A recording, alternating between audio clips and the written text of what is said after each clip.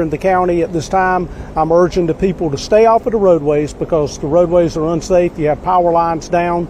We have an area where we have a gas leak, and we're just getting the interstate open back up.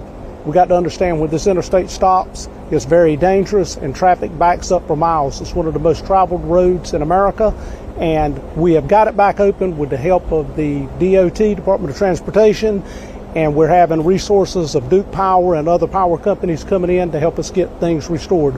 But I cannot urge the public enough, stay out of the area, stay off of the roads, and remember, most catastrophic things that happen to victims during a storm is after the storm and not during the storm.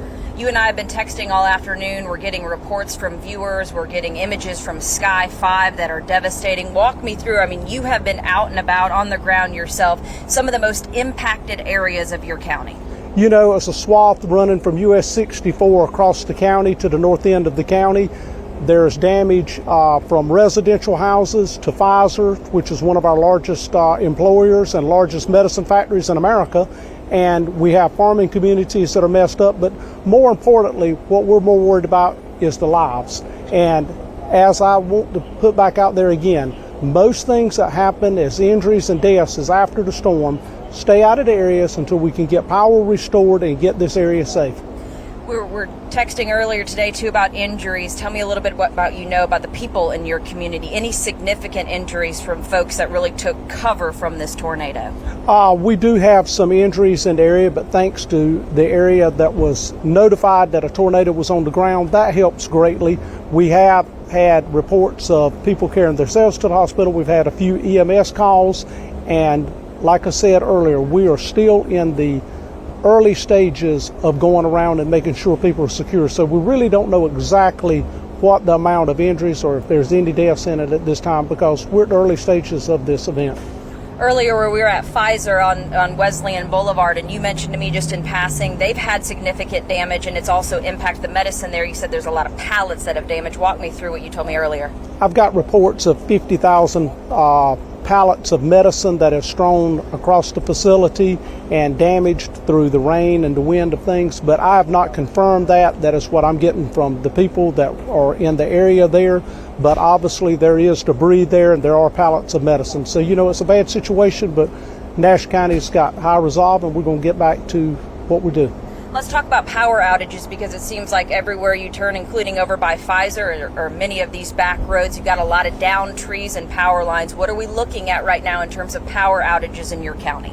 We have areas that do not have energy, and the most dangerous thing is when power lines are down, obviously our cut team with the Nash County Sheriff's Office, that we have a chainsaw team, and also the fire departments and DOT, we can't work on these trees that are down in the roadways when there's possible power in these lines. So if there's a power line entangled in it, we leave it alone until the power company can get there.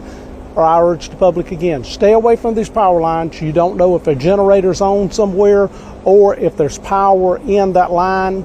It's just a dangerous situation. Patience is the key to survival.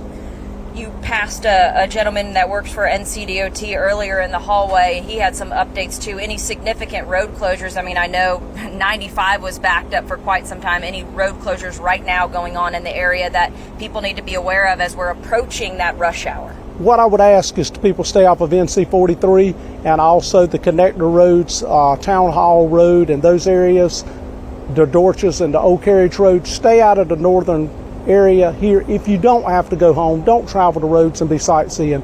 It interferes with the fire departments if we get a fire call, or EMS if EMS gets called.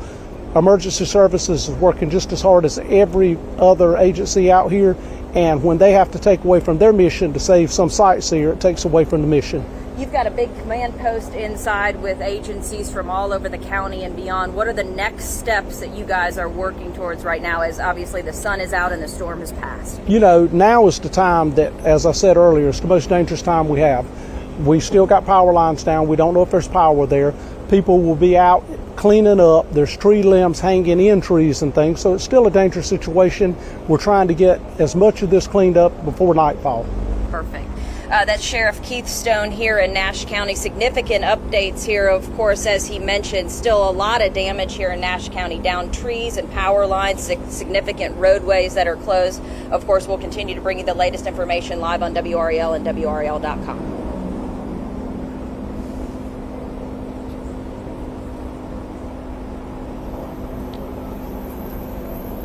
Have you met Alan Chester, our House of Representatives? Hey, how are you? Chelsea. Good to see you.